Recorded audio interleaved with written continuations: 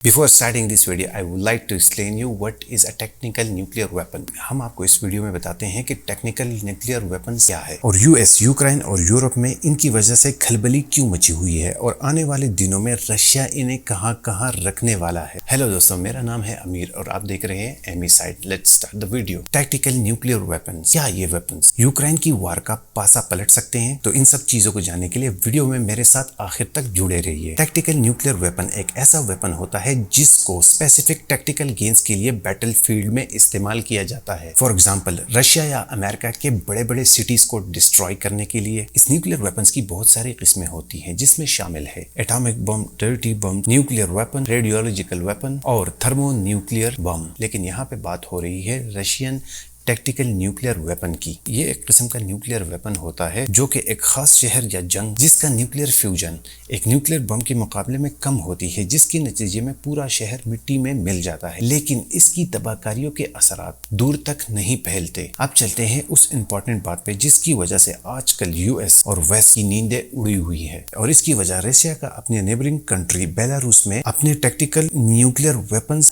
رکھے جانا ہے۔ اب اس کے بعد یوکرین اور اس کے ویسٹرن الائز کو یہ بات ستا رہی ہے کہ کیا رشیا ان ویپنز کو یوکرین کے اگینسٹ استعمال کرنے والا ہے، کیونکہ ان کو رشین پریزیڈنٹ پوٹن کی اس بات سے ڈر لگ رہا ہے کہ رشیا اپنے پروٹیکشن کے لیے ہر قسم کے ویپنز یوز کر سکتا ہے۔ پولینڈ جو کہ ایک نیٹو ممبر ہے جس کے ساتھ رشیا کا کوئی زمینی بارڈر بھی نہیں ہے، یوکرین وار کے بعد پولینڈ ایک اگریسو کردار ادا کر رہا ہے، اس لیے رشیا کی طرف سے بیلاروس میں رکھے جانے والے نیوکلیئر ٹیکٹیکل ویپنز پولینڈ کی اس ایگریشن کو دبانے کے لیے کام آئیں گے۔ لیکن ان میں سے سب سے بڑا خطرہ یوکرین کو ہی ہے، کیونکہ رشیا آج کل یوکرین کے ساتھ ایک جنگ لڑ رہا ہے۔ According to the U S intelligence, Russia کے پاس ابھی تک 2000 کے قریب ٹیکٹیکل نیوکلیئر ویپن ہے۔ ان وار ہیڈز کو مختلف قسم کے میزائلز، کروز میزائلز اور آرٹلری میں رکھ کر ٹارگٹ تک پہنچایا جا سکتا ہے۔ ایون ٹیکٹیکل نیوکلیئر ویپن کو ایئر کرافٹ اور شپ سے بھی فائر کیا جا سکتا ہے، لیکن یہ ہسٹری میں پہلی دفعہ ہونے جا رہا ہے کہ کوئی دیش اپنے نیوکلیئر ویپن کو کسی دوسری کنٹری میں رکھنے جا رہا ہے۔ سو the question arises کہ بیلاروس جیسا ویک کنٹری ویسٹ کے اگینسٹ جا کر اتنا بڑا سٹیپ کیسے اٹھا سکتا ہے؟ سو the reason is کہ 2.5 سال سے امریکہ اور اس کے الائز نے بیلاروس کے اوپر بہت بڑا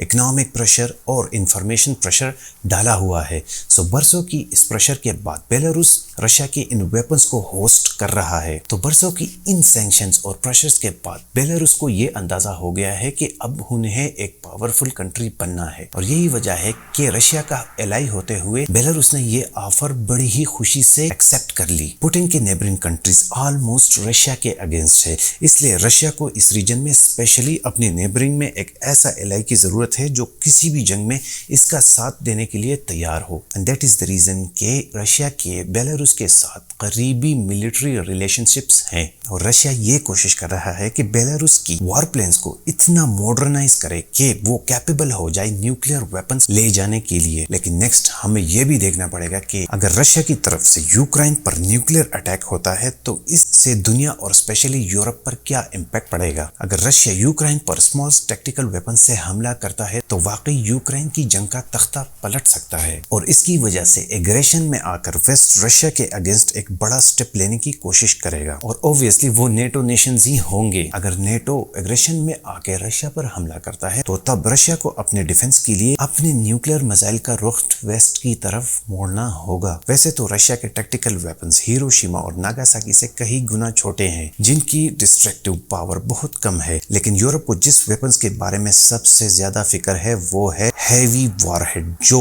اسکندر ایم میزائل کے اوپر فٹ ہے، جو آسانی سے ویسٹرن یورپ کو ہٹ کر سکتا ہے۔ رشین فگرز کے مطابق اسکندر پے لوڈ کا ایک چھوٹا سا بلاسٹ ہیروشیما ناگاساکی سے 1000 ٹائمز زیادہ ہوگا۔ دوستو، آپ کو کیا لگتا ہے کہ پوٹن کا یہ ڈیسیجن ورلڈ وار 3 کی طرف پہلا قدم ہے؟ اگر آنے والے دنوں میں یہ جنگ یورپ تک پہنچتی ہے تو کیا یورپ اپنے آپ کو نیوٹرل رکھنے کی کوشش کرے گا؟ اسی کے ساتھ ویڈیو کا اینڈ کرتے ہیں۔ Thanks for watching my video. اپنے خیالات کا اظہار کمنٹس باکس میں لازم کیجیے گا۔